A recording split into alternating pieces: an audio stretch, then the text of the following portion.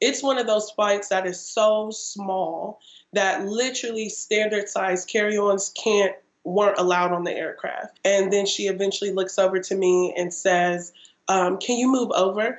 And I tell her, no, I actually can't move over. She just kept doing things with her body that let me know that I was unwelcome in that space. Because of her aggressive body language, I remember saying like, wow, I can't believe you're treating me like this.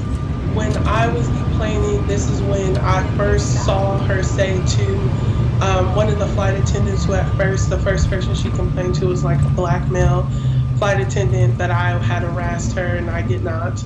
And she points me out. The flight attendant comes over to me and she says, you need to get off the shuttle. I ask her why. And she says, I'm calling the cops. I'm calling security. And I just begin to get nervous because I know that there's only 11, sorry. I know that there's only 11% on my battery and that there are no other people on this plane who look like me. This woman who I'm on the shuttle with, she looks at me and she says, are you okay? And I tell her, no, I don't know what's about to happen to me, but if you could take down my phone number and please, if something happens to me, record it and just send it to my phone. Because I know that regardless of what happens, like, I will have this phone on me. The police officer, a white male, comes. As I'm reaching for my ID, I ask him, I look up and I say, did you ask her for her ID?